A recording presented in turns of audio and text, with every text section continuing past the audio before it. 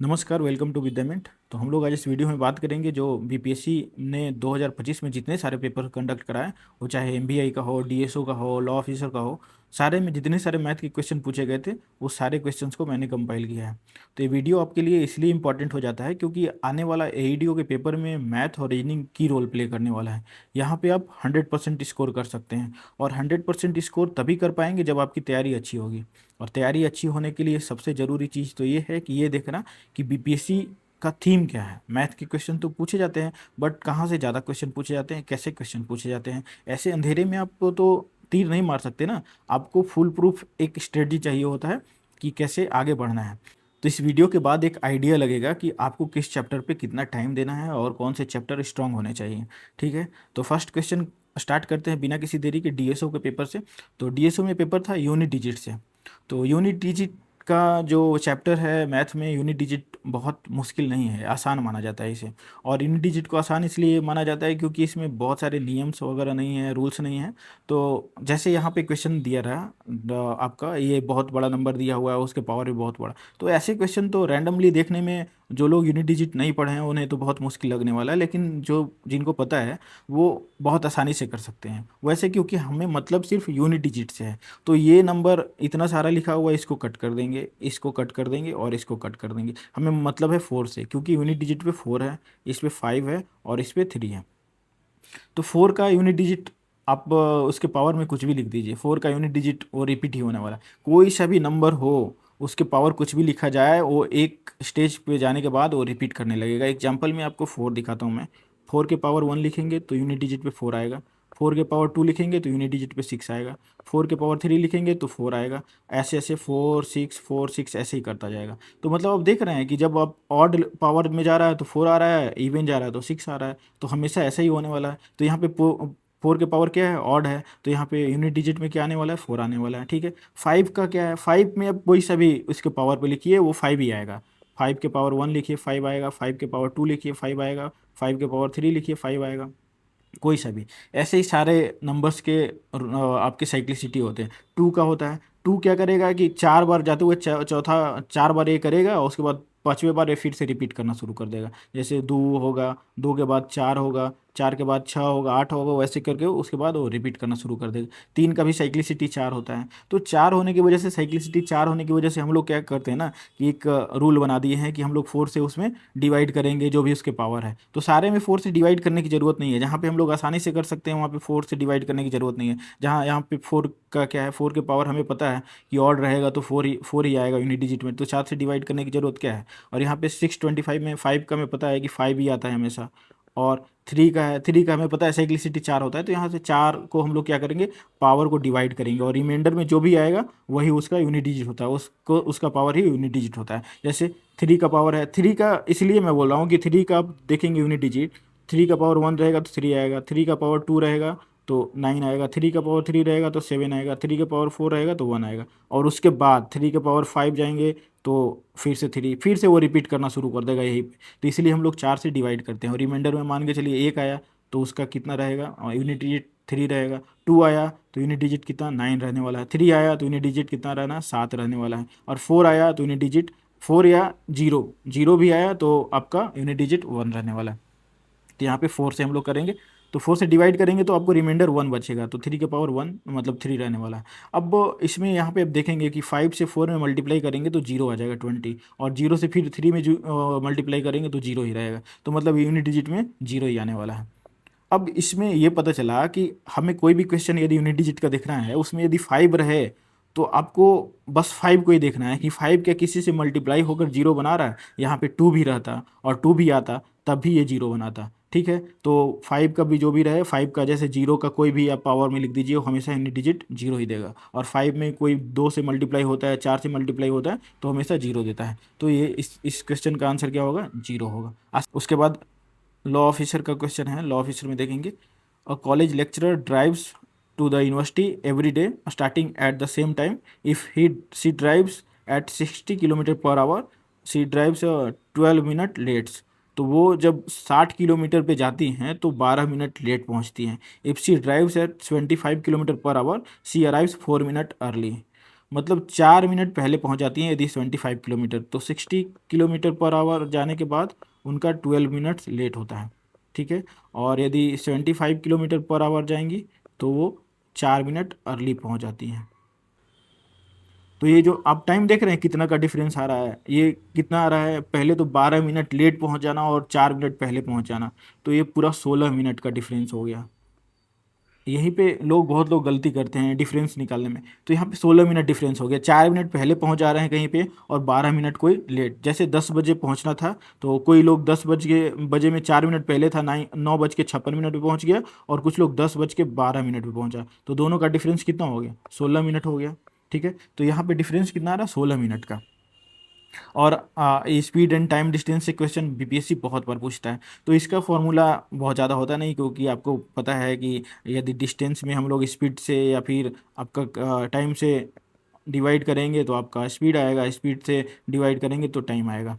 तो वैसा ही होता है, यदि हम पूछे कि 40 किलोमीटर पर आवर के रफ्तार से आप जा रहे हैं और 2 घंटे में कितना दूरी तय करेंगे, तो मतलब स्पीड और टाइम गुना करेंगे तो आपका डिस्टेंस आता है। तो ये फॉर्मूला भी याद करने की ज़रूरत नहीं है, आप फिंगर पे कैलकुलेट कर सकते हैं। तो इस क्वेश्चन में क्या कह रहा है कि 60 किलोमीटर पर आवर से वही डिस्टेंस तय करते हैं तो 12 मिनट लेट पहुंचते हैं, और 75 किलोमीटर पर आवर से वही डिस्टेंस तय करते हैं तो 4 मिनट पहले पहुंच जाते हैं। तो मतलब है डिस्टेंस सेम है, तो यहाँ पे हम लोग लिख सकते हैं कि D/60 kilometre minus D/25 kilometre per our, और यहाँ पे मिनट कितना हुआ दिया हुआ है, 16 मिनट, तो 16 मिनट को भी हम लोग आवर में कन्वर्ट कर देंगे। तो कोई भी बहुत बार स्पीड टाइम डिस्टेंस यदि बनाते हैं तो सबसे पहले तो ये इंश्योर करिए कि आपका जो मिनट है वो यदि इसका आवर में दिया हुआ है तो मिनट्स वगैरह को भी आप आवर में चेंज कर लें। तो यहाँ पे आ जाएगा आपका 15D/60 × 75। आप इसको जब कैलकुलेट करेंगे तो 16/60, 60 से कैंसिल हो जाएगा, और उसके बाद 75 से 5, तो D = आ जाएगा 80। तो आपका 80 क्या हो गया, आंसर हो गया। तो ये सबसे आसान तरीका था और बेसिक तरीका था करने का क्वेश्चन, कि हम लोग दोनों का डिफरेंस निकाल दिए और आंसर आ गया। वहीं यदि हम लोग और इसको अलग तरीके से बना सकते हैं, तो आपको पता होगा कि स्पीड जो होता है, स्पीड हमेशा इन्वर्सली प्रोपोर्शनल होता है टाइम का। जितना ज़्यादा स्पीड में जाएंगे उतना कम टाइम बचेगा आपका, ठीक है। ऐसा तो होता है कि यदि आप 40 के स्पीड से जाएंगे तो ज़्यादा टाइम लगेगा, 60 के स्पीड से जाएंगे तो कम टाइम लगेगा। वहीं इन्होंने किया कि पहले 60 किलोमीटर पर आवर से जा रहे थे, उसके बाद 75 किलोमीटर पर आवर कर दिया। तो 75 करने के लिए इन्होंने क्या किया, स्पीड को 5 × 4 से मल्टीप्लाई किया। स्पीड को जैसे ही 5 × 4 कर दिए तो टाइम जो हमारा बचने वाला है, टाइम कितना कम हो जाएगा, टाइम हो जाएगा आपका 4 × 5, क्योंकि इन्वर्सली प्रोपोर्शनल होता है। तो टोटल टाइम कितना बच रहा है यहाँ पे, आपका T-4/5T = 16 मिनट बच रहा है। तो ये आपको इसका आप कैलकुलेशन करेंगे तो T अपॉन आ जाएगा 5 = 16, तो T = 16×5=80। तो यहाँ पे टाइम कितना आ रहा है, 80 मिनट्स आ रहा है, और हमारा स्पीड कितना था, 60 किलोमीटर पर आवर।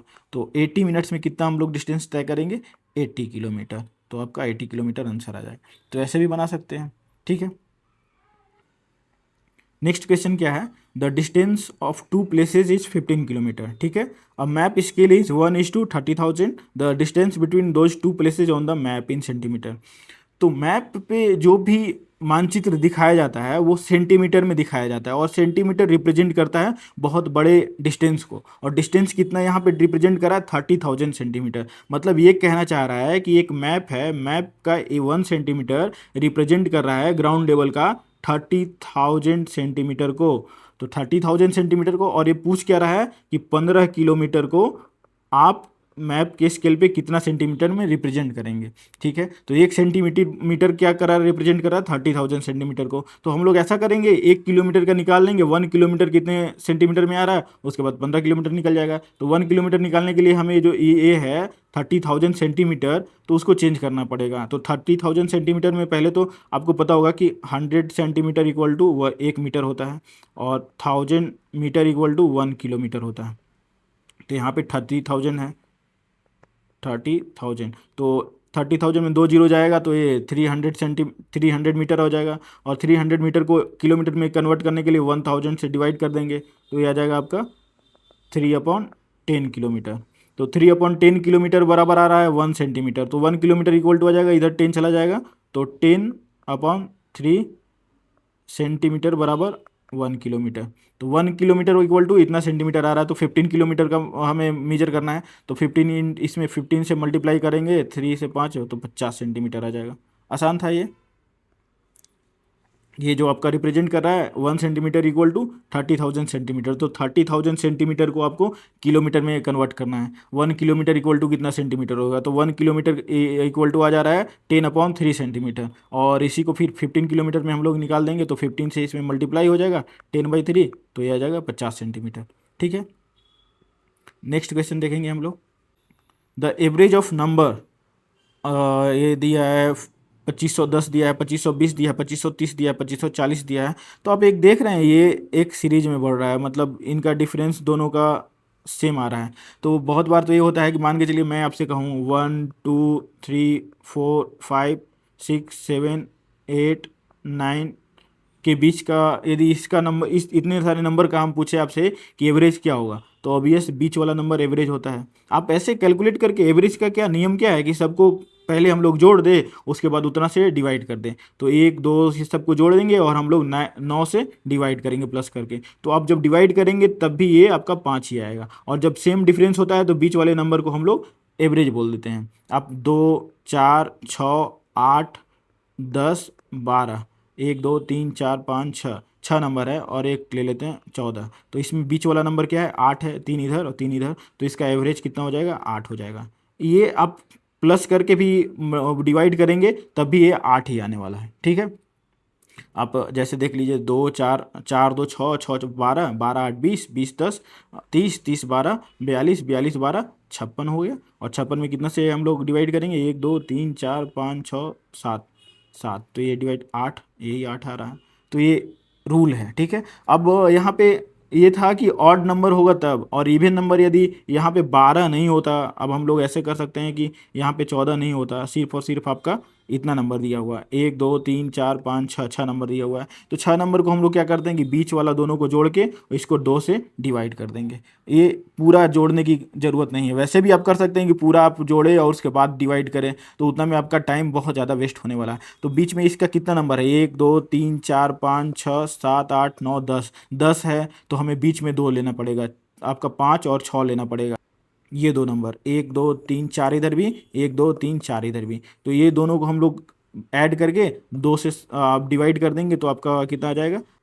तो मेरा ये कहना था कि आप यहाँ पे देख रहे हैं एवरेज निकालने का तरीका क्या होता है। एवरेज निकालने का होता है कि पूरा ऐड करते हैं और उसके बाद टोटल नंबर से हम लोग डिवाइड करते हैं। तो यहाँ पे जब सेम डायरेक्शन में बढ़ रहा है, सेम डिफरेंस के साथ बढ़ रहा है, तो उसमें ज़रूरत होता है कि बीच वाले नंबर हमेशा एवरेज हो जाता है। तो बीच वाला नंबर यहाँ पे 2 नंबर आ रहा है, यहाँ पे 4 नंबर है, 1 2 3 और 4, यहाँ पे बीच में कौन सा है, बीच में कोई सा भी नहीं है। तो बीच में हमें क्या करेंगे, बीच में तो 2.5 आना चाहिए। 2.5 आने के लिए हमें दोनों को जोड़ के और 2 से डिवाइड करेंगे, तो 2.5 आ जाएगा आपका। ठीक है, तो यही करते हैं यहाँ पे क्या करेंगे, सबका बीच का डिफरेंस जो है सेम है, तो हम 2 नंबर को लेंगे 2550 और 2560 और दोनों को जोड़ के हम लोग 2 से डिवाइड करेंगे, तो आपका आंसर आ जाएगा 2555। ये आ जाएगा 5100, 25 25 50 5110 आ जाएगा, और 5110 को 2 से डिवाइड करेंगे तो आपका 2555 आ जाएगा। ठीक है, नेक्स्ट क्वेश्चन है the least number next question है the least number to be multiplied to 1287 to make it perfect square. तो परफेक्ट स्क्वायर का कुछ नियम होता है, परफेक्ट स्क्वायर का एक चैप्टर ही है। तो परफेक्ट स्क्वायर ऐसे कह सकते हैं हम लोग कि परफेक्ट स्क्वायर तभी हो सकता है जब कोई नंबर का इसका जोड़ा मिल जाए। 1287 है, तो या तो 1287 का कोई जोड़ा मिल जाए। परफेक्ट स्क्वायर किसको कहेंगे, यदि मान के चलिए हम 4 4 2 4 4 मिलता है उसका मल्टीप्लिकेशन में, तो इसका स्क्वायर हो जाएगा। यदि 2 और 4 मिलता है तो इसका स्क्वायर होगा, क्योंकि 4 का ये जोड़ा नहीं है। तो हमें जोड़ा ढूंढना है, परफेक्ट स्क्वायर में हमेशा हमें जोड़ा ढूंढना है। जैसे हम 16 ले लिए, तो 16 को फैक्टराइजेशन करेंगे तो 4 × 4 आएगा, 4 का जोड़ा मिल गया, तो ये परफेक्ट स्क्वायर है। तो वैसे ही 1287 है, 1287 का परफेक्ट स्क्वायर निकालने के लिए सबसे पहले तो हमें इसका फैक्टराइजेशन करना पड़ेगा, और फैक्टराइजेशन करेंगे तो ये आएगा किसी चीज़ से 143 से डिविजिबल है, 3 से डिविजिबल है, 3 से डिविजिबल है। तो यहाँ पे 3 3 का जोड़ा मिल गया, ये परफेक्ट स्क्वायर हो रहा। लिस्ट नंबर कौन सा चाहिए इसको परफेक्ट स्क्वायर बनाने के लिए, तो लिस्ट नंबर है कि हमें इसको परफेक्ट स्क्वायर बनाना है, तो ऑब्वियस है कि 143 से मल्टीप्लाई कराना पड़ेगा, तभी तो ये परफेक्ट जोड़ा बनेगा। इसका जोड़ा बन चुका है। कोई भी नंबर है उसको फैक्टराइजेशन करने के बाद जोड़ा आपको लगाना है, यदि जोड़ा मिल गया तो परफेक्ट स्क्वायर बन जाएगा। ठीक है, तो 143 का जोड़ा लगाने के लिए हमें 143 से मल्टीप्लाई करना पड़ेगा। ये भी आंसर हो सकता था कि 1287 भी मल्टीप्लाई करेंगे तो 1287 का जोड़ा मिल जाता एकाएक इसी का टोटल नंबर का, लेकिन हमें लीस्ट नंबर निकालना है कि लीस्ट नंबर कौन सा है, तो लीस्ट नंबर आपका सबसे छोटा नंबर 143 रहेगा। ठीक है, नेक्स्ट है A B C D is 5 consecutive multiple of 3 then their average is. तो एवरेज के क्वेश्चन आप यहाँ पे देख सकते हैं कि बीपीएससी एवरेज के क्वेश्चन बार बार पूछ रही है, तो इसका मतलब ये हुआ कि एवरेज का चैप्टर आपको बहुत अच्छे से करके जाना है। ठीक है, बीपीएससी का पेपर एडीओ का देने जा रहे हैं तो एवरेज का क्वेश्चन अच्छे से करके जाना है, जितने सारे टाइप्स होते हैं वो सबका करके जाइए। ठीक है, तो यहाँ पे भी एवरेज का क्वेश्चन है, तो एवरेज का क्वेश्चन क्या कर रहा है कि 5 कॉन्जिक्यूटिव मल्टीपल ऑफ 3, तो 5 है लगातार संख्याएं जो 3 के मल्टीपल है।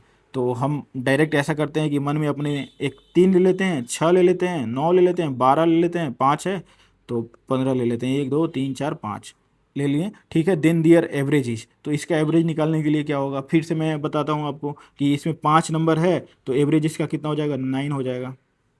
द एवरेज इज, तो 9 कह रहा है कि 9 किसके बराबर है, तो एवरेज 9 किसके बराबर हो जाएगा, ए माइनस ई, तो ए आपका ए इक्वल टू 3 हो गया, ई 15, तो ये तो कैंसिल हो जाएगा, नहीं होगा। फिर कह रहा है 3 into B plus C plus D, तो 3 into B plus C plus D, तो ये तो ज़्यादा ही हो जाएगा, तो आपका बी ऑप्शन भी गलत हो गया। सी कह रहा है 5 इंटू ए, 5 से और मल्टीप्लाई कर रहा है तो ये भी गलत हो जाएगा। डी आपका कह रहा है ई माइनस 6, तो ई कितना है आपका 15, और 15 माइनस 6 करेंगे तो ये 9 आ जाएगा, तो ये आपका आंसर हो गया। यहाँ पे भी एवरेज देखिए कैसे लगा, बीच वाला जो नंबर है क्योंकि सेम डिफरेंस है सारे नंबर के बीच, तो आपका 9 आ गया। या फिर ऐसे भी कर सकते हैं कि आप ये सबको ऐड करके उसके बाद 5 से आप डिवाइड करें तो भी आपका 9 आएगा। ठीक है, नेक्स्ट क्वेश्चन है the original price of mobile phone is 32,000, the price is discounted by 15% then raised by 10%। तो देखिए बहुत सारे क्वेश्चन इस पे पूछे जाते हैं, तो यहाँ पे आप सबसे पहले ज़रूरी चीज़ क्या है ना कि यदि आप मैथ का शुरुआत ही कर रहे हैं तो आपका परसेंटेज हो गया, रेशियो प्रोपोर्शन हो गया और एवरेज हो गया, ये सब चैप्टर है ना बेसिक हैं, ये मजबूत होना चाहिए, और ये सब मजबूत रहेगा तो आप कोई भी क्वेश्चन है उसका आप सॉल्व कर सकते हैं। तो ये जैसे परसेंटेज के क्वेश्चन कह रहा है कि पहली बार तो 15% का डिस्काउंट दे रहा है, उसके बाद 10% का रेज कर रहा है, तो 15% का डिस्काउंट दे रहा है तो कभी भी कहीं पे भी 15% का डिस्काउंट दे रहा है तो मतलब क्या करेगा, 85% ला रहा है। ठीक है, तो पहले तो 85% में दे रहा है और उसके बाद 110% बढ़ा रहा है। तो यहाँ पे क्या कह रहा है कि पहली बार क्या कर रहा है, 85% पे बेच रहा है, डिस्काउंट दे रहा है, मतलब 15% का डिस्काउंट दे रहा है, उसके बाद 10% रेज कर रहा है। तो ऐसा नहीं होगा कि 85% पे 10% हम लोग रेज करेंगे, हमेशा परसेंटेज जो होता है ना 100% पे काउंट किया जाता है। यहाँ पे 85% कर दिया, ठीक है, 85% के बाद ये अपने आप में 100% हो गया और उसके बाद इसका 10% बढ़ा रहा है तो हम इसका 110% लेंगे। ऐसा नहीं कि यहाँ पे 85 दे दिया उसके बाद हम लोग 95% 10% बढ़ाएंगे, वैसा नहीं होता है। ये जब 85% दे दिया तो 85% होने के बाद इसका जो आपका प्राइस हो गया वो अपने आप में 100% हो गया और उसके ऊपर 10% और रेज करा, 10% और बढ़ा रहा है। अब जैसे एक एग्जांपल लेते हैं, जैसे 10 रुपये का कोई चीज़ है, 10 रुपये का, इस पे कह रहा है कि हम 10% का डिस्काउंट दे रहे हैं, तो 10% का डिस्काउंट दिया तो 9 रुपया हो गया। अब 10% डिस्काउंट देने के बाद बाहर निकलते समय कहा कि हम 20% और इस पे चार्ज करेंगे, जीएसटी चार्ज करेंगे, तो 9 पे 20% होगा ना, तो 9 पे 20% चार्ज करेगा, तो इस तरह से कुछ सोल्यूशन होगा। तो ये अपने आप में 100% हो गया, तभी तो 120 लिख रहे हैं यहाँ पे 100% के बाद, तो ऐसा ही हो गया। पहले क्या कह रहा है कि 85% 15% डिस्काउंट दे रहा है और उसके बाद 110% रेज कर रहा है, तो ये परसेंटेज हटा दीजिए और ये 32,000 है, तो इसको आप कैलकुलेट करेंगे तो कितना आ जाएगा, 32,000 इंटू 85/100 इंटू 110/100, तो 2 जीरो से 2 जीरो कैंसिल आउट हो गया। उसके बाद 85 17 पचे 85 और 20 2500 और 0 से 0, तो आपका आ जाएगा यहाँ पे 2 है यहाँ पे, तो ये भी 2 से कैंसिल हो जाएगा तो 160 हो जाएगा। तो 160 इंटू 17 इंटू 11, यहाँ पे हम लोग यूनिट डिजिट से भी कर सकते हैं, जैसे जीरो है तो लास्ट में जीरो आने वाला है, 9 तो नहीं आएगा, मतलब 160 से सब में मल्टीप्लाई होगा तो जीरो ही देने वाला है, तो ये कैंसिल आउट हो गया। उसके बाद 7 से है तो 7 × 7 तो 7 और 7×6 = 42, तो लास्ट में जीरो के बाद 2 आने वाला है, तो जीरो के बाद 2 2 2 में है, तो 2 2 2 में है, तो अब हम लोग को और उसके अंदर जाना होगा, तो इससे अच्छा है कि हम लोग यूनिट डिजिट से दो दो कन्फ्यूजन आ रहा है, तो हम लोग क्या करेंगे, पूरा गुना कर लेंगे। तो 11 से 17 में गुना करेंगे तो 11 से 17 और 11 और 7 है आपका 18, 160, और ये 160 में 16 से मल्टीप्लाई कराएंगे तो 7×6 = 42, 8×6 = 48 और 52 और 6 और 5 11, 992 आ रहा है, तो ये आपका आंसर सी हो जाएगा। ठीक है, तो यहाँ पे भी हम लोग यूनिट डिजिट यूज कर सकते हैं। नेक्स्ट है 2 person X and Y can do a work in 4 days and 8 days respectively, both started working together. एक एक्स और वाई हैं, जो एक्स 4 दिन में कर सकता है, वाई 8 दिन में कर सकता है, दोनों ने स्टार्ट किया। उसके बाद 2 दिन के बाद क्या किया, स्टार्टिंग दोनों किए, 2 दिन के बाद एक्स क्या किया, छोड़ दिया, और वाई अकेला कंप्लीट किया। ठीक है, तो रेस्ट ऑफ द वर्क, तो how many days will the work be completed, तो कितने दिनों में काम कंप्लीट होगा। तो इसको सॉल्व करने के लिए सबसे पहले तो क्या होता है ना कि हम लोग टोटल वर्क ले लेते हैं। टोटल वर्क कैसे लेते हैं, टोटल वर्क लेते हैं जो डेज कर रहे हैं उसी का एलसीएम ले लेते हैं। जैसे एक्स एंड वाई है, एक्स कितने दिन में कर रहा है, 4 days में कर रहा है, वाई कितने दिन में कर रहा है, ये 8 days में कर रहा है। तो हम लोग एलसीएम टोटल डेज निकालने के लिए, टोटल वर्क निकालने के लिए क्या करेंगे, इसका एलसीएम में लेंगे, तो एलसीएम इसका वर्क हो जाएगा 8 हो जाएगा। ठीक है, तो टोटल वर्क हो गया, ये टोटल वर्क 8 है। तो 8 काम करने के लिए एक्स का एफिशिएंसी कितना है, वो 4 दिन में कर रहा है, तो एक्स का एफिशिएंसी 2 है और वाई का एफिशिएंसी 1 है। ऐसे ही हो सकता है ना कि कोई व्यक्ति एक्स है, 8 काम को 4 दिनों में कर रहा है, मतलब उसका एफिशिएंसी एक दिन में कितना कर रहा है, 2 कर रहा है। वाई कर रहा है 8 काम को कितने दिन में, 8 दिन में, तो उसका एफिशिएंसी कितना है, 1 है, तो इसका एफिशिएंसी कितना हो गया, 2 और 1। ये ऐसे कर सकते हैं या 1/, करके सॉल्व कर सकते हैं। तो हम लोग क्या करते हैं, फर्स्ट में इसका डेज लिख लेते हैं, डेज लिखने के बाद एक साइड में एफिशिएंसी लिख लेते हैं। तो एक का एफिशिएंसी 2 है, एक का एफिशिएंसी 3 है, दोनों स्टार्ट किए काम करना। ठीक है, तो फर्स्ट डे 2 दिन तक दोनों किए, 2 दिन के बाद एक छोड़ दिया, 2 दिन के बाद कौन छोड़ा, 2 days एक्स लेफ्ट। तो 2 दिन तक 2 2 और 3, एक दिन का काम कितना है, दोनों का एफिशिएंसी कितना है, 2 और 1 है, तो एक दिन का काम 3 है और ये 2 दिन तक चलता है, तो 1 और 3 के बाद दूसरा दिन, तो ये टोटल 6 काम हो गया, 6 काम हो गया, और बचा कितना है, 2 काम और बचा हुआ है। ठीक है, 8 काम टोटल था, तो यहाँ पे 2 काम और बचा हुआ है, मतलब डिजिट में हम लोग यूनिट में बात कर रहे हैं, तो 2 काम और बचा है। 2 काम कौन कर रहा है, वाई कर रहा है, और वाई का एफिशिएंसी कितना है, एक दिन में एक काम करता है, तो 2 काम कितने दिन में करेगा, 2 काम 2 दिन में करेगा, तो 2 दिन ऑलरेडी लैप्स हो चुका था और प्लस में 2 डेज, तो टोटल 4 डेज आपका आंसर हो जाएगा। तो ये था इसका आसान तरीका ये है कि डेज जो दिया रहेगा आपका, डेज जो दिया है, मान के चलिए यहाँ पे 8 दिन में कोई करता है और एक 16 दिन में करता है, या फिर ऐसा कर सकते हैं 9 डेज में लिखते हैं, 9 डेज में, तो यहाँ पे टोटल वर्क जो हो जाएगा, टोटल वर्क हम लोग ले लेंगे एलसीएम इसका 72। ठीक है, और इसका एफिशिएंसी कितना हो जाएगा, 8 का एफिशिएंसी हो जाएगा, 8 9 72 9, और 9 का एफिशिएंसी कितना हो जाएगा, 8 हो जाएगा। तो मतलब ये 8 और 9 दोनों का एफिशिएंसी है। अब हम बोलेंगे कि ये वर्क टोटल कितने दिन में ख़त्म होगा, तो 72 टोटल वर्क है, और 72 एक दिन में, दोनों मिलके कितना कर रहे हैं, 8 9 17 कर रहे हैं, तो ये इसको डिवाइड कर देंगे तो टोटल दिन में कितना ख़त्म होगा ये निकल जाएगा। ठीक है, तो ऐसा ये और तरीका से बना सकते हैं कि आप ले सकते हैं कि एक्स कितने दिन में करता है, 4 दिन में, तो इसका 1 डे का एफिशिएंसी हो जाएगा 1/4, और इसका 1 डे का एफिशिएंसी हो जाएगा 1/8। तो उस तरह से भी सॉल्व कर सकते हैं, वो थोड़ा सा टाइम कंज्यूमिंग है, तो ये सही तरीका है।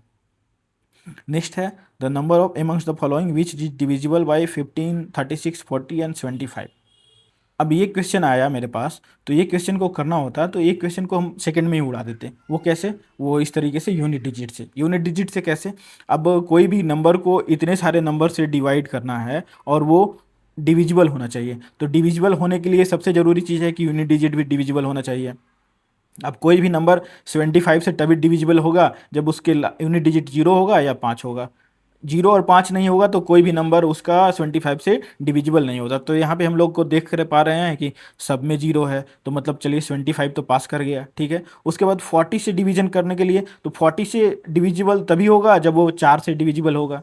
तो 4 से डिविजिबल कौन कौन से नंबर होते हैं, तो डिविजिबिलिटी का रूल है कि 4 से वही नंबर डिविजिबल होगा जिसके लास्ट के 2 डिजिट 4 से डिविजिबल है। तो लास्ट के 2 डिजिट कौन कौन से, तो 40 से हम डिविजिबल करेंगे तो एक जीरो सब में कट कर देंगे 10 वाला, और उसके बाद लास्ट 2 डिजिट, तो ये 4 से डिविजिट आपका डिविजिबल होगा, ए डिविजिबल होगा। 50 तो 4 से डिविजिबल नहीं होगा, और 30 तो 4 से डिविजिबल नहीं होगा, तो 2 कैंसिल आउट हो गया मेरा। 40 से डिविजिबल होने के लिए 4 से डिविजिबल होना पड़ेगा और 10 से डिविजिबल होना पड़ेगा। तो 10 वाला तो ठीक है, 10 से 0 0 कट कर दिए, और 4 से डिविजिबल होने के लिए 50 डिविजिबल नहीं होगा, और उसके बाद आपका 30 डिविजिबल नहीं होगा, तो 2 कैंसिल होगा। मतलब आंसर इसी 2 में से आने वाला है। अब इस दोनों को भी, अब 36 से डिविजिबल होने के लिए 3 से डिविजिबल होना पड़ेगा, और 3 से वही संख्या डिविजिबल हो सकता है जिसके जोड़ने के बाद जिनका योग जो है वो 3 से डिविजिबल है। जैसे 9 4 13, 13 3 से डिविजिबल है तो ये नहीं होगा। और ये 8 6 14 और 4 18, मतलब इसको हम लोग जब काउंट सब जोड़ेंगे नंबर को तो ये 3 से डिविजिबल है 18, तो ये आपका 3 से डिविजिबल मतलब 36 से डिविजिबल है। तो हम लोग बिना कुछ किए इसका 86,400 कर लेंगे। एक ये नियम हो गया, और एक नियम हो गया कि इस जो डिविजिबल निकालना है तो इसका आप एलसीएम ले लीजिए। तो एलसीएम 15 का एलसीएम लेने का नियम आपको पता है, 15 36 40 और 75, इस तरह से ले सकते हैं। या फिर ऐसे कर सकते हैं कि प्राइम फैक्टर में फैक्टराइजेशन कर दीजिए। प्राइम फैक्टर में फैक्टराइजेशन क्या होता है, जैसे 15 है तो 15 को 3 इंटू 5 कर सकते हैं। 36 है तो 36 को 3 3 9 दूनी 18 और दूनी 36 कर सकते हैं। उसी तरह से 40 को कर सकते हैं। और जो सबसे हाई पावर रहेगा, जैसे इसमें से 3 का पावर 2 हो जाएगा, ठीक है। नेक्स्ट में यदि 3 का पावर 3 रहता तो उसमें से ले लेते, तो 3 का पावर 2 ले लिए तो अब 3 लेने की ज़रूरत नहीं है, क्योंकि सबसे हाईएस्ट आपका जो पावर वाला है उसे लेना है। तो ऐसे करके आप करेंगे तो आपका 86,400 इस तरह से भी आंसर आएगा। तो डिविजिबल का क्वेश्चन यदि हार्ड हो जाता है तो मल्टीप्लाई करना मुश्किल हो जाता है, तो आप यूनिट डिजिट से कर सकते हैं। यूनिट डिजिट से यहाँ पे कैसे करा मैंने, पहले तो 75 से डिविजिबल होने के लिए 0 होना है तो वो सब में है। 40 से डिविजिबल होने के लिए इसका लास्ट में तो 10 से है, तो 10 4 इंटू 10, तो 10 से भी डिविजिबल होना चाहिए, 4 से भी डिविजिबल होना चाहिए। तो 10 से डिवाइड करके हम लोग 0 0 कट कर दिए। 4 से डिविजिबल होने के लिए लास्ट का 2 डिजिट 4 से डिविजन होना चाहिए, तो लास्ट का 2 डिजिट में ही 2 2 कैंसिल आउट हो गया 3 से, और अगला 3 से करने के लिए 3 में आपका ये फिल्टर आउट हो गया, तो आंसर आपका ये होता है, ठीक है। नेक्स्ट क्वेश्चन कहता है कि Annie loses 25% by selling oranges at rate of 150 per dozen, और at what rate should he sell them to get profit of 20%। तो डजन वजन से कोई लेना देना नहीं है, वो कह रहा है कि 150 में बेच रहा है तो 25% उसका लॉस हो रहा है, तो 120% प्रॉफिट लाने के लिए कितना पे बेचना पड़ेगा। तो 150 जो रेट है वो 25% लॉस, मतलब 25% इक्वल टू 150 आ रहा है। अब इसको प्रॉफिट देने के लिए, तो प्रॉफिट देने के लिए तो ऑलरेडी 75% में बेच रहा है, तो प्रॉफिट देने के लिए इसका जो कॉस्ट प्राइस है 100% होगा, 100%, और 25% इसको प्रॉफिट चाहिए। कॉस्ट प्राइस पे प्रॉफिट हमेशा कॉस्ट प्राइस पे ही होता है, ठीक है।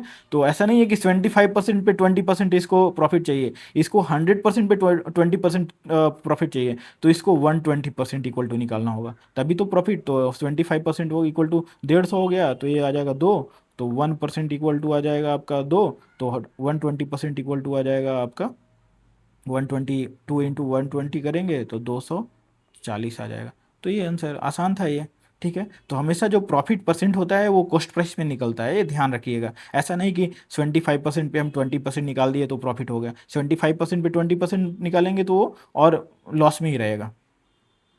नेक्स्ट क्वेश्चन है, the length of diagonals of rhombus are 10 centimetre and 24 centimetre its perimeter. तो रोम्बस को आप स्क्वायर जानते हैं ना, स्क्वायर, स्क्वायर हो गया ये, और किसी ने पुश किया तो स्क्वायर से क्या हो गया, रोम्बस हो गया,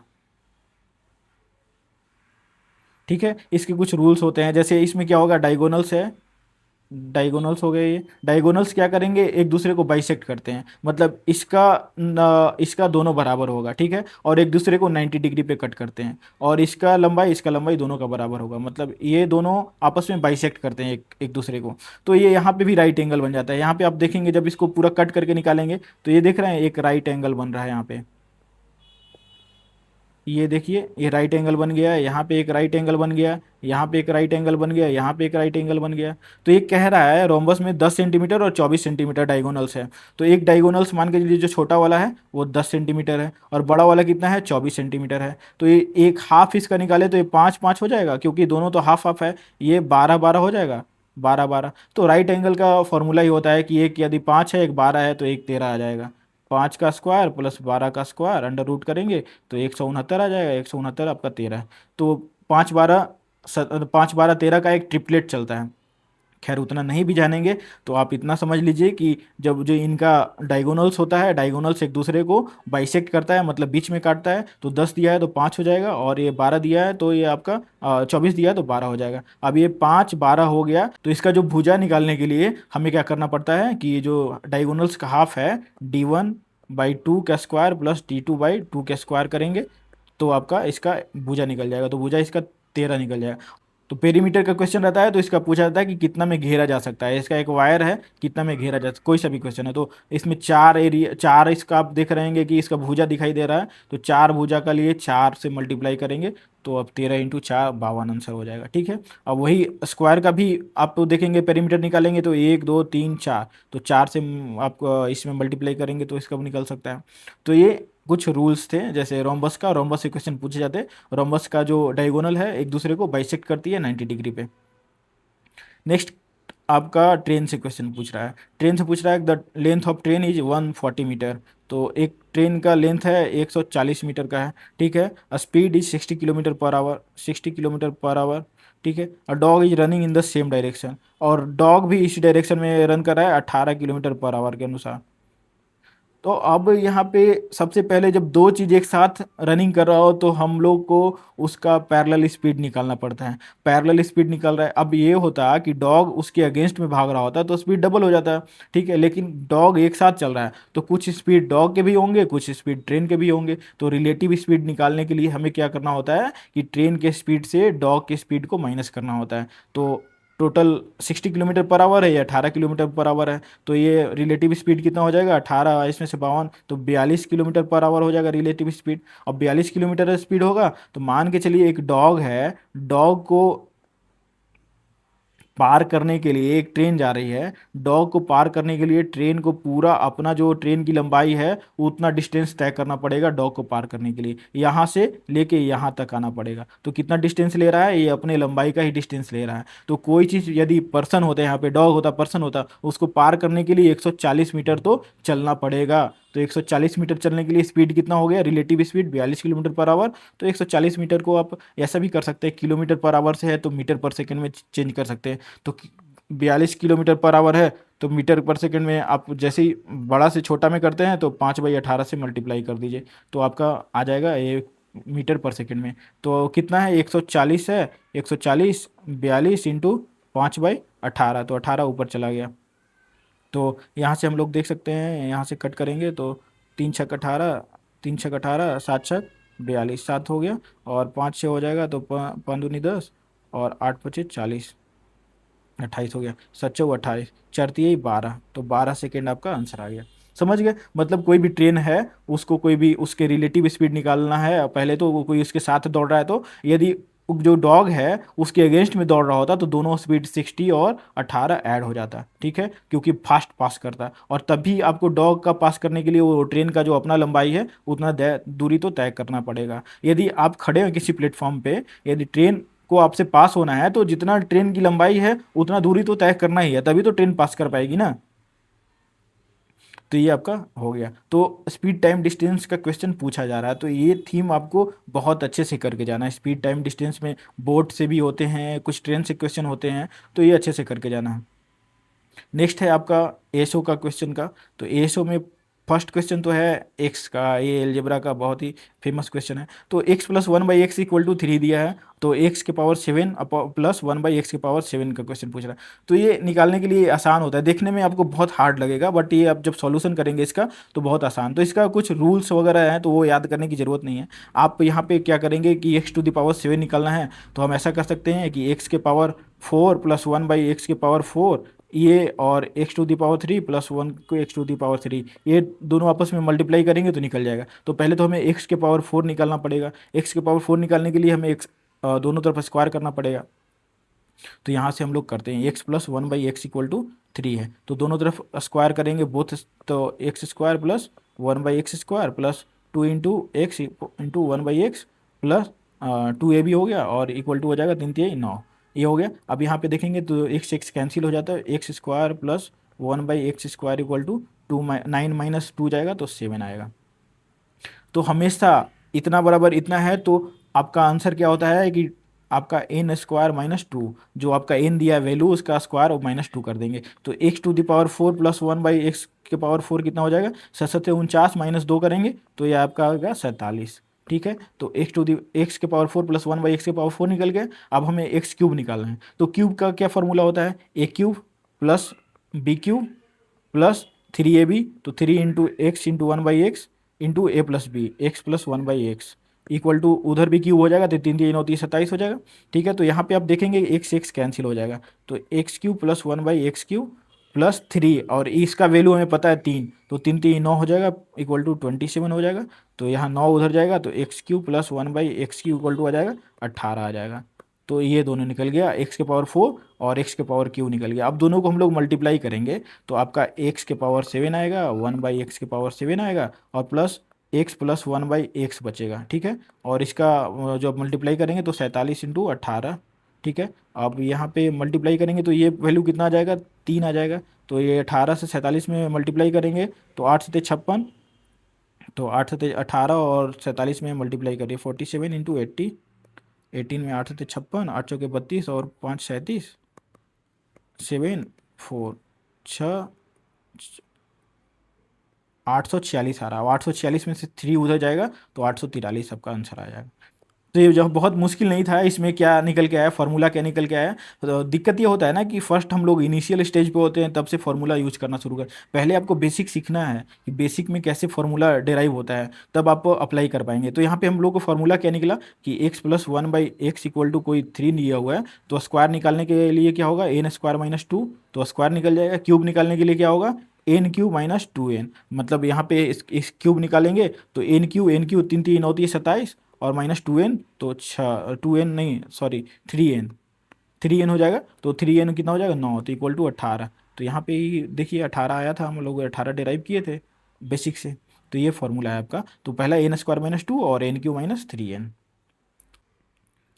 अब नेक्स्ट क्वेश्चन है कि what is the smallest number that must be subtracted from 7578 that results perfectly divisible by 27 35 42 और 56।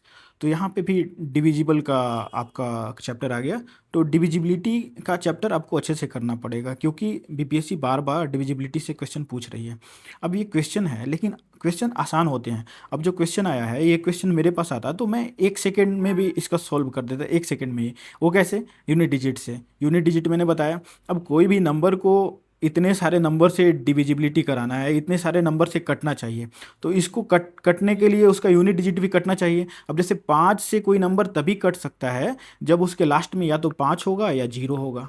ठीक है, हम एक ही नंबर लेंगे, और तो वैसे तो सारे नियम का इसमें बैठ जाएगा, लेकिन हम सिर्फ 5 का लेते हैं। तो 5 का हमें पक्का पता है कि 5 में यदि तभी कोई नंबर कटेगा जब उसका 5 में लास्ट में 5 होगा या उसके 0 होगा। तो इसमें हम 78 में ऐसा कौन सा नंबर घटाएंगे कि उसके लास्ट में 0 आएगा या 5 आएगा। 16 घटाएंगे तो आएगा, लास्ट में 2 बचेगा। 12 घटाएंगे तो लास्ट में 6 बचेगा। 18 घटाएंगे तो 0 आएगा, और 14 घटाएंगे तो 4 बचेगा। तो इसमें से कौन नंबर घटाएंगे, 18 घटाएंगे। आंसर हो गया, यही आंसर आपका है 18 ही। ये तो आपका शॉर्ट फॉर्म हो गया, यदि यूनिट डिजिट से नंबर सॉल्व करना हो गया। अब हम लोग इसका लॉन्ग जाएं तो कैसे निकाल सकते हैं। डिविजिबिलिटी का निकालने के लिए ये नियम क्या होता है कि सबसे यदि मैं पूछूं कि 1 2 3 4, ये चारों संख्या से कटने वाला कोई ऐसा नंबर बताइए जो चारों संख्या से कट जाए सबसे छोटा, तो आप बताएंगे कि 12 होगा, या फिर आप बताएंगे कि 8। 8 तो नहीं हो सकता, क्या होगा, 12 होगा। तो 12 क्यों आया, ये यदि मल्टीप्लाई करते 2 3 6 चौके 24 आ रहा था मल्टीप्लिकेशन में, तो 12 क्यों आ गया, तो 12 इसलिए आया क्योंकि लीस्ट कॉमन फैक्टर क्या है, 12 है। मतलब क्या है, एलसीएम 12 है।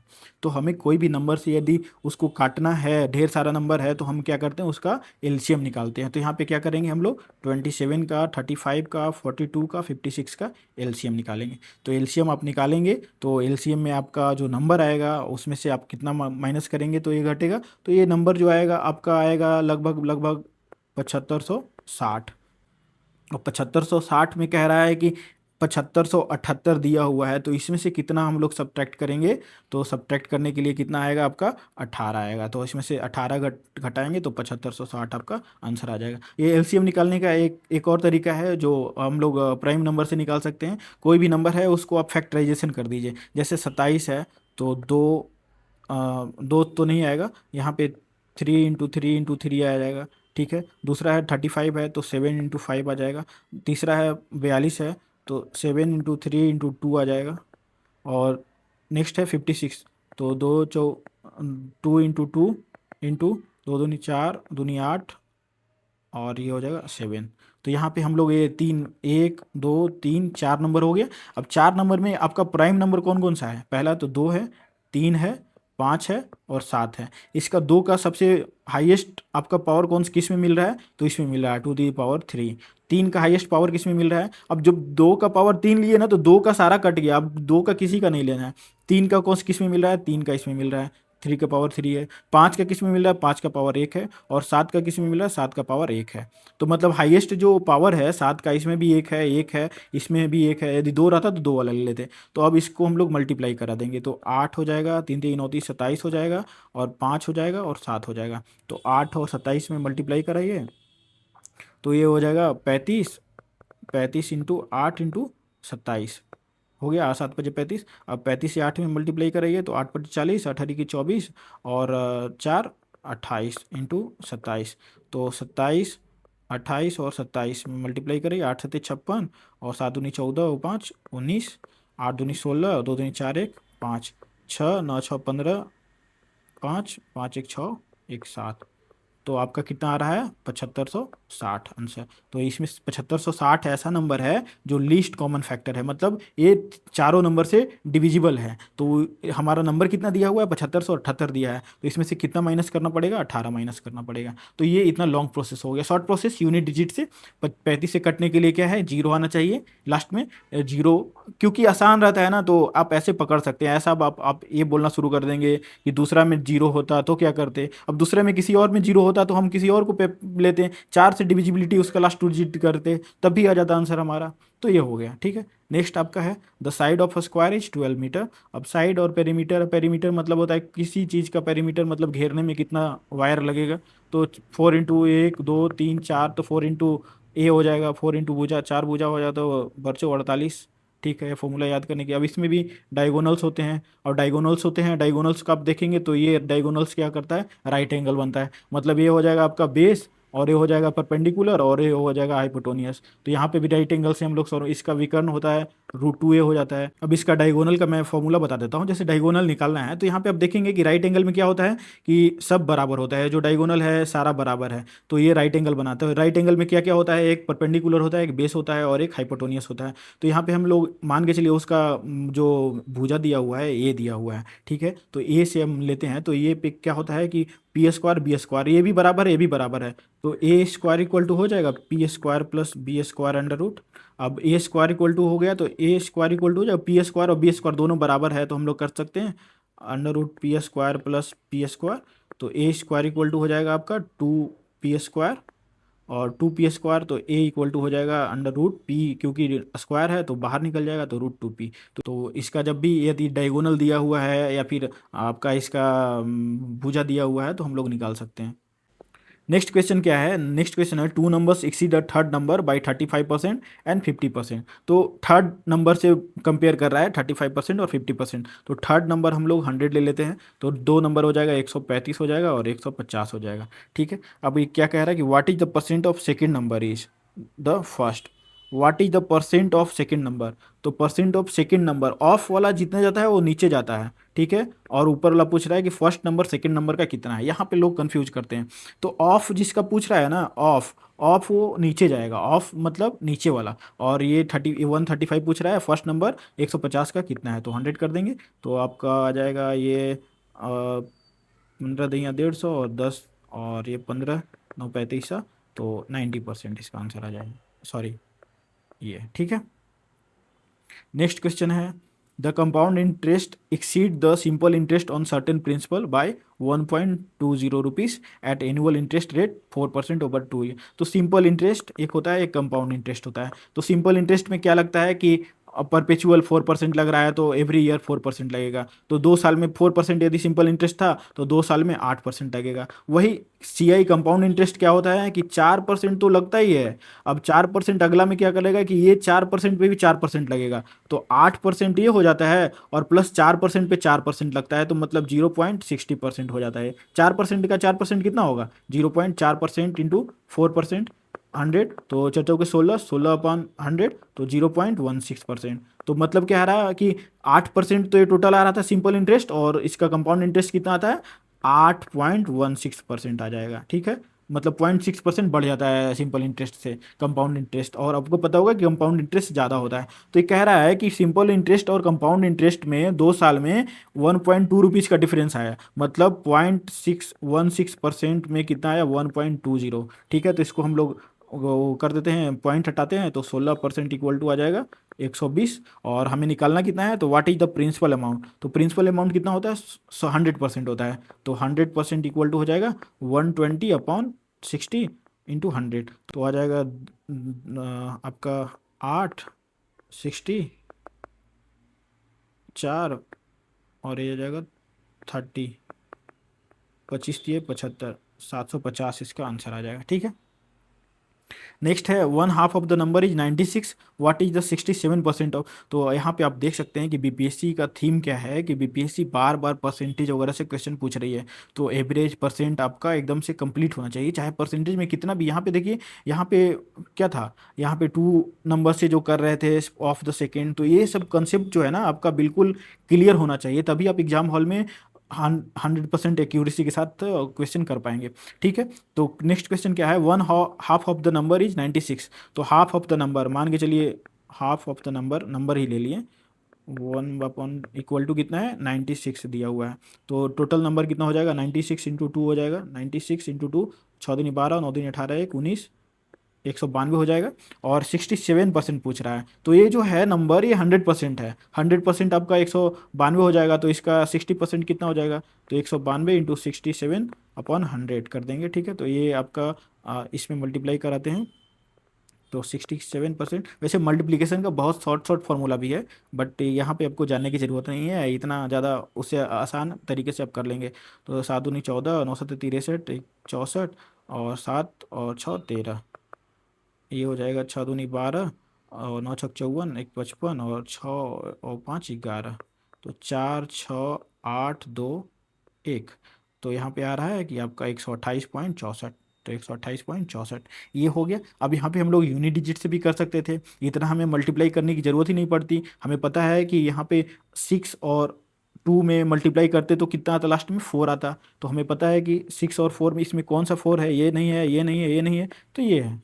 तो यूनिट डिजिट से हम लोग करके आगे बढ़ जाते हैं, क्योंकि हमें टाइम सेव करना है एग्जाम हॉल में। तो कैसे भी हमें आंसर तक पहुंचने के लिए एग्जैक्ट आंसर लाने की जरूरत नहीं। मेंस का पेपर नहीं है कि हमें स्टेप वाइज स्टेप करना है, हमें आंसर लाना है। तो हमें पता है कि 67% 192 का जब लास्ट में मल्टीप्लाई करेंगे तो 4 आएगा, तो 4 एक ही में है 64, तो ये हम आंसर कर देते, मल्टीप्लाई करने की जरूरत नहीं थी। ठीक है, तो ये मैं सिखा रहा हूँ, आप धीरे धीरे ये करना शुरू करेंगे ना तो ये एक हैबिचुअल हो जाएगा आपका, और बहुत टाइम सेव होगा।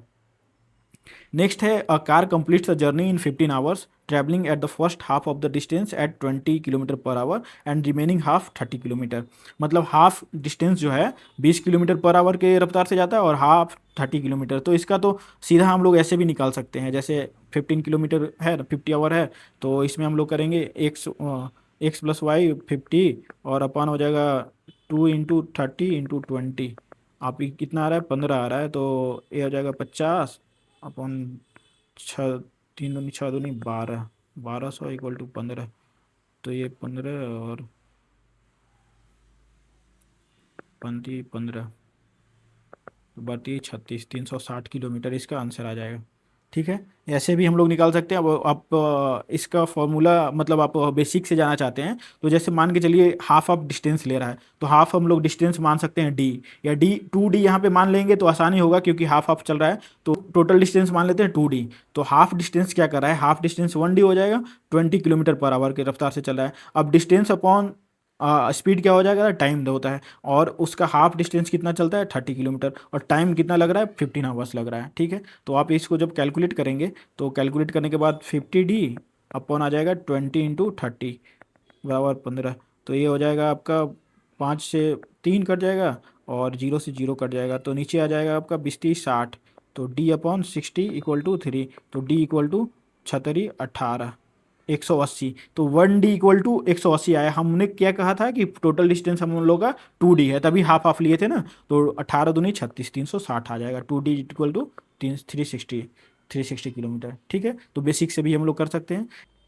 नेक्स्ट क्वेश्चन क्या है कि a clock which gains 10 minutes in 24 hours is set right at 12 AM। मतलब 12 बजे, आज रात को 12 बजे सेट कर दिया गया, और वो हर 24 घंटे पे क्या करता है, 10 मिनट गेन करता है। ठीक है, तो अगले दिन 5 बजे, उसी दिन 5 बजे नहीं, अगले दिन 5 बजे, फॉलोइंग डे है ना, तो अगले दिन 5 बजे वो कितना गेन किया रहेगा। तो आपको पता है कि 24 घंटा टोटल कितना आवर हो जा रहा है, आज से 12 घंटा, तो कल 12, 24 और 5, तो टोटल 29 आवर हो गया, 29 आवर्स। और हमें पता है कि 24 घंटा में कितना गेन करता है, 10 मिनट गेन करता है। अब हमें क्वेश्चन को करना होता है तो हम क्या करते हैं कि 10 मिनट हमें पता है, 5 घंटा में यदि 24 घंटा में 10 मिनट कर रहा है तो 6 घंटा में कितना करेगा, 6 4 से भागा तो 2.5 मिनट के लगभग, तो 6 घंटे में 2.5 मिनट के लगभग, तो 5 घंटा में 2 मिनट के लगभग। तो हमें मारना होता तो हम डायरेक्ट कर देते कि कितना गेन करता है, 4:48, क्योंकि 10 मिनट ऑलरेडी गेन कर चुका है वो। ठीक है, तो इसको आप सिंपल में अपनी तरफ से सॉल्व भी करना चाहते हैं तो इस तरह से कर सकते हैं कि 24 घंटा में 10 मिनट गेन कर रहा है, तो आपका 29 घंटा मतलब 5 घंटा और का निकालना है, तो 5 घंटा का हो जाएगा 10/24 × 5, तो आप 10×50 / 24, तो 48 पॉइंट कुछ आएगा, मतलब 2 पॉइंट कुछ आएगा। ठीक है, तो मतलब 2 मिनट इधर जा रहा है और 10 मिनट उधर, टोटल 12 मिनट जा रहा है, तो 12 मिनट माइनस कर देंगे 5 बजे। ये तो क्लॉक 5 बजे दिखा रहा है, लेकिन वो गेन किया है कितना, टोटल 12 मिनट, तो वास्तविक टाइम क्या है, 4:48 ही हो रहा है। ठीक है, तो आपका ये कैंसिल हो जाता है, क्योंकि आपको पता है कि 10 मिनट ही लेट हो रहा है 24 घंटा में, तो ये 5:15 बढ़ तो सकता नहीं है, जब भी टाइम होगा तो उसके अंदर ही होगा। 5 बजे तो घड़ी दिखा ही रहा है, और ये गेन किया हुआ है 10 मिनट, तो ये भी नहीं होगा 12 मिनट, और ये 50 मिनट तो 24 घंटा में ही हो गया, तो बचता एक ही है, तो इसमें सेकेंड भी नहीं लगना चाहिए। और खैर सॉल्यूशन करना चाहते हैं तो आप सॉल्व करके जा सकते हैं।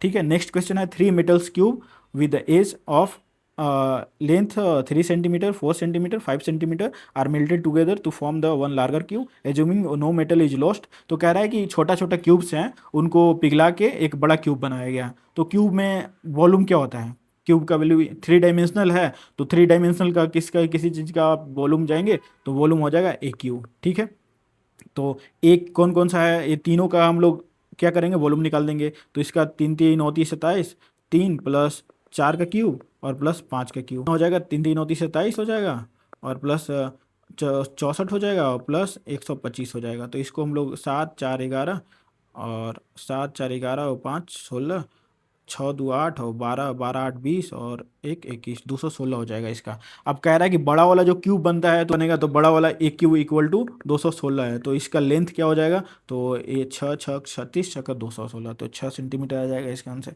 नेक्स्ट क्वेश्चन है the probability that a leap year has 53 Wednesday. तो प्रोबेबिलिटी में क्या होता है, लीप ईयर में कितना हो जाता है, 366 डे हो जाता है, और 366 डे में कितना वीक आएगा, आप 7 से डिवाइड करिए तो आ जाएगा 7 × 5 = 35, और एक 7 दूनी 14, तो 52 वीक आ जा रहा है। ठीक है, 52 वीक आने के बाद कितना एक्स्ट्रा डेज बच रहा है, तो एक्स्ट्रा डेज बच रहा है आपका 2 दिन। ठीक है, 2 दिन एक्स्ट्रा डेज बच रहा है, तो अब कोई भी साल में वेडनेसडे 52 बार तो आएगा ही। ठीक है, 52 बार तो वेडनेसडे आएगा ही। अब पूछ रहा है कि 53 बार वेडनेसडे आने की क्या संभावना है, तो ये 2 दिन में वेडनेसडे क्या आ सकता है, तो यहाँ पे डेज क्या है, 2 है, और प्रोबेबिलिटी क्या है आपका 2 दिन कितना, 7 में से, अब वेडनेसडे ही नहीं होता है ना, संडे सैटरडे फ्राइडे तो मंडे ये सब भी होता है, तो 2 दिन में कौन कौन सा आ सकता है, 7 में से कोई भी आ सकता है, तो 2/7। और प्रोबेबिलिटी ऐसा नहीं होगा कि 7/2 हो जाएगा, प्रोबेबिलिटी हमेशा 1 से, मतलब जो फैक्ट है ट्रूथ है उससे कम ही रहता है, तो प्रोबेबिलिटी हमेशा 2/7 हो जाएगा, क्योंकि टोटल डेज संभावनाएं कितनी थी, 2, और उसमें कितना फैक्टर्स थे, 7 थे, तो 2/7 हो जाएगा इसका आंसर। ठीक है, नेक्स्ट है Lalita purchase 13 pencil from the shop, distributed equally her two younger sister Anita and kept herself 1 pencil more. मतलब 3 लोगों में डिस्ट्रीब्यूट कर रही है और एक अपने पास एक्स्ट्रा रख रही है। तो पहले तो 3 चरती 12 और एक कर देंगे 5 और 4 और 4 4 4 8 5 13, एक एक्स्ट्रा। तो how tell how many pencil now, pencil 5 हो जाएगा इसके आंसर। नेक्स्ट है आपका सीमा एज इज 15 ईयर्स। अब एज से क्वेश्चन आप देखेंगे, एज से क्वेश्चन पूछा जा रहा है। तो यहाँ पे क्वेश्चन क्या है, तो थीम ये है कि एज भी आपका, एज का चैप्टर अच्छे से करके जाना है। कह रहा है कि सीमा एज, अब यहाँ पे कंफ्यूजन ये होता है ना कि 15 ईयर्स आगे और 15 ईयर्स पीछे और प्रेजेंट एज, यहीं पे लोग कंफ्यूज करते हैं, तो वो बहुत ध्यान से हमें करना है। तो Seema age after 15 years will be 5 times of her age 5 years back. तो यहाँ पे क्वेश्चन क्या कह रहा है कि सीमा का एज 15 साल बाद, तो सीमा का एज 1500 साल बाद, तो 15 साल हो गया किसके बराबर हो जाएगा, 5 गुना हो जाएगा। 5 गुना किसके, उसके एज का अभी के 5 साल पीछे। तो 5 साल एज हो गई सीमा और उसके 5 साल पिछले का एज हो गया। तो ये एक इक्वेशन बन गया। ठीक है, तो what is the Seema present age, तो एस निकल जाएगा तो हमें प्रेजेंट एज मिल जाएगा, क्योंकि एस से हमने माना है प्रेजेंट एज। तो S plus 15 equal to 5s minus 25। तो एस 5s इधर आएगा, तो ये आप एस को उधर ले जाइए, तो 4s इक्वल टू हो जाएगा 25 और 15, 25 और 15 40 हो जाएगा। तो एस इक्वल टू 10 हो जाएगा। तो अभी इसका कितना 10 ईयर्स हो जाएगा। ठीक है, आसान था।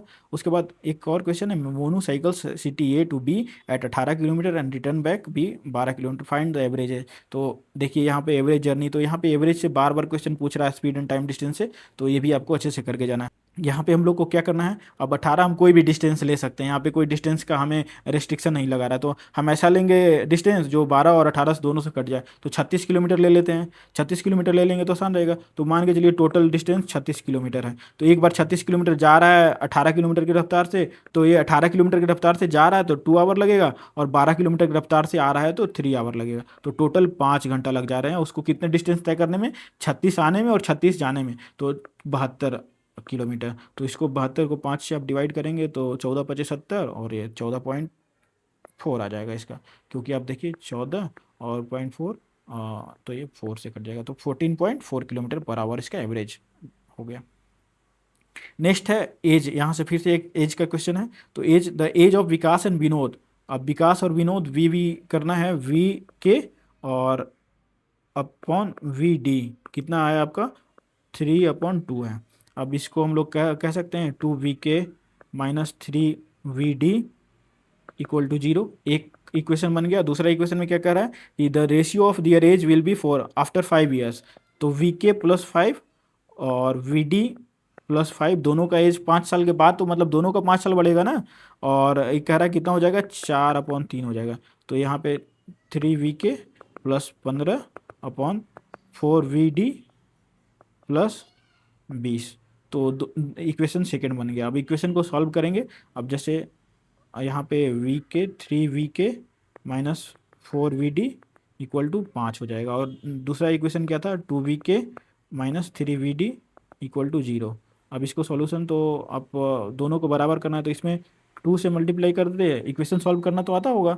तो इसको तो ये माइनस में हो जाएगा, ये प्लस में, ये माइनस में, तो एक कट जाएगा। तो हमें मिलेगा कि 4 4 8 8VD और प्लस ये 9, तो VD इक्वल टू आ जाएगा आपका 5 दूनी 10। तो जो आपका किसका विनोद का एज कितना है 10 साल है, तो ये 10 साल हो जाएगा विनोद का एज, तो ये 15 साल हो जाएगा, क्योंकि 3/2 रेशियो में है। तो 15 और 10 आंसर हो जाएगा। ठीक है, यहाँ से भी VK का यहाँ पे भी जो वैल्यू है पुट करके निकाल सकते हैं। Find the odd one out. तो इसमें ऑड वन आउट में 49 सरस्वती 69 21 8 7 56 36 होना चाहिए। 7 से डिवाइड और भी नियम हो सकते हैं, लेकिन 7 से 36 डिवाइड नहीं है, तो ये हो जाएगा। अब यहाँ पे नेक्स्ट क्वेश्चन है 80 copies of the book is cost 1600। तो वाट इज, तो ये तो आसान है आपका, ये आप खुद से कर सकते हैं। 80 कॉपीज है 600 में, तो 300 कितना में होगा, तो आप मल्टीप्लाई कर लेंगे खुद से। नेक्स्ट क्वेश्चन क्या है 38% of A equal to 52% of B, then A is to B. तो यहाँ पे कुछ नहीं करना है, ए और बी इक्वल टू दोनों एक्सचेंज हो जाएगा। तो ए का कितना था आपका 38 था, 52 था, और बी कितना था 38 था, ये हो जाएगा रेशियो। तो ये रेशियो हम लोग कैलकुलेट करेंगे तो कितना आ जाएगा 26 दूनी 52 और 19 दूनी 68, तो 26 और 19 का आपका रेशियो आ जाएगा। ठीक है, next the sides of triangle are in the ratio 6 8 12। 6 8 12 भी नहीं लिख सकते थे, तो 4 3 4 और 6 के रेशियो में है।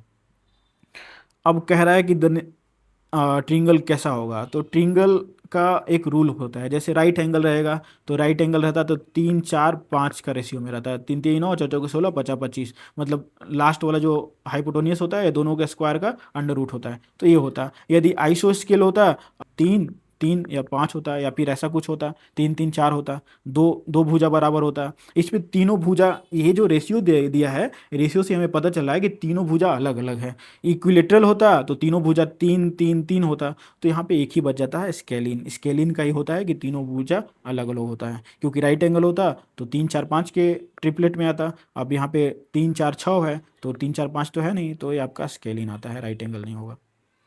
अब 71 में बीपीएससी में क्वेश्चन पूछा गया था, ये क्वेश्चन तो रीजनिंग का है, तो इसको भी हम लोग देख लेते हैं। जैसे कह रहा है कि Nitin is the 7 ranks ahead of Joginder, तो जोगिंदर यहाँ पे ले लिए। अब 7 रैंक अहेड है तो बीच में 6 बच्चे रहेंगे और ऊपर नितिन रहेगा, तभी तो सेकंड 7th नंबर पे आएगा जोगिंदर से ऊपर, ठीक है। उसके बाद कह रहा है if Joginder's rank is 17 from the last, तो जोगिंदर के नीचे से कितना है 17 है, तो मतलब जोगिंदर के नीचे 16 बच्चे हैं, ठीक है। What is the Nitin rank, और टोटल बच्चों का संख्या कितना है 39, तो ये नीचे वाला तो कंप्लीट हो गया। अब कितना टोटल बच्चे हो गए 16 17 और 17 और 23 और 24, तो बच्चे कितने ऊपर 15 15 ही बच्चे ना, क्योंकि नीचे से रैंक जोगिंदर का हो गया 17, ठीक है, और ये नितिन ऊपर से उसके ऊपर 7th रैंक पे है। तो आप जब जैसे पीछे वाला हटा के एलिमिनेट करके करेंगे ना, तो यहाँ पे कन्फ्यूजन नहीं होगा।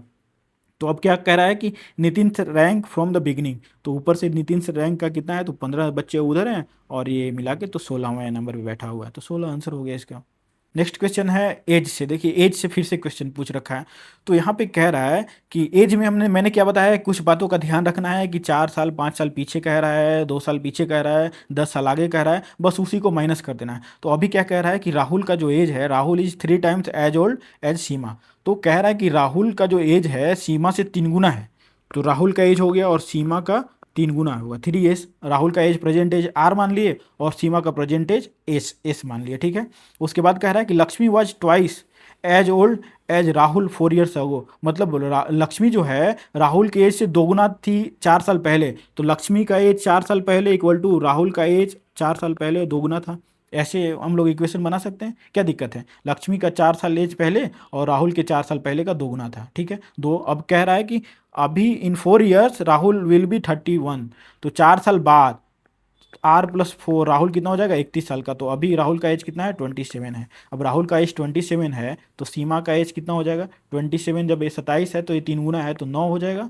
और फिर क्या पूछ रहा है, what is the present age of Seema और लक्ष्मी, लक्ष्मी का एज कितना हो जाएगा। लक्ष्मी अब ये हमें इक्वेशन मिला हुआ है, तो लक्ष्मी का एज हो जाएगा आपका L-4 इक्वल टू 2 इंटू 27 में जाएगा तो 2 इंटू 23, तो L-4 इक्वल टू 46, तो L इक्वल टू 50 हो जाएगा, तो लक्ष्मी का एज 50 हो जाएगा, तो 9 और 50 आंसर हो गए।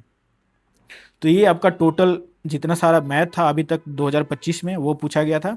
अब इससे एक आइडिया तो आपको फेयर आइडिया मिल गया होगा कि हमें कौन से चैप्टर पे कितना ध्यान देना, और साथ में मैंने कुछ ट्रिक्स भी बताया। ट्रिक्स और बहुत से, देखिए एक मैथ बनाने के 10 तरीके हो सकते हैं, लेकिन आप उसी तरीकों को चुनिए जो आप एग्जाम हॉल में कर सकते हैं। ऐसा नहीं कि बहुत सारे आप ट्रिक सीख लिए और एग्जाम हॉल में उसको अप्लाई नहीं कर पा रहे हैं, ये बिल्कुल बैड आइडिया है। आप वही ट्रिक से बेसिक से आप कर पा रहे हैं, यदि आप शुरुआती मैथ कर रहे हैं तो बेसिक से कर रहे हैं, तो आप बेसिक से करके जाइए। टाइम जो है सफिशियंट है, उतना ज़्यादा भागम भाग भी नहीं है कि बहुत कम टाइम है बैंकिंग की तरह, तो आप कर सकते हैं। बेसिक से भी आप करेंगे तो सारे क्वेश्चन सॉल्व कर सकते हैं, और यदि आप ट्रिक भी अपनाना चाहते हैं तो अपना सकते हैं। यूनिट डिजिट वगैरह है, और कुछ जो आपका बेसिक चैप्टर है जैसे आपका परसेंटेज हो गया, प्रॉफिट एंड लॉस हो गया, एवरेज हो गया, तो ये सब आप करके जाइए, और उससे क्या होगा कि और सॉल्यूशन करने में आसानी रहेगा, और जो क्वेश्चंस मिलेंगे, क्योंकि प्रॉफिट एंड लॉस होता है, SI CI होता है, परसेंटेज पे हो जाता है, और आप एवरेज होता है, एवरेज बहुत सारे क्वेश्चन में मिला मिला के पूछे जाते हैं। नंबर सिस्टम भी पढ़ लीजिएगा, और जो बेसिक रूल हैं जैसे डिविजिबिलिटी का बेसिक रूल होता है वो सब आपको करके जाना है, इससे आसानी होगी। डिविजिबिलिटी का तो यूनिट डिजिट से हो जाता है, लेकिन थोड़ा बहुत रूल यदि आपको पता रहेगा, जैसे 5 से डिवाइड करने के लिए मैंने कैसे क्वेश्चन सेकंड में ख़त्म कर दिया, तो वैसे आप कर सकते हैं, ठीक है। तो नेक्स्ट वीडियो हम लोग कोशिश करेंगे कि और जो चैप्टर से बीपीएससी क्वेश्चन पूछ रही है ज़्यादा उस चैप्टर को कंप्लीट करा दें, ठीक है। तो थैंक यू।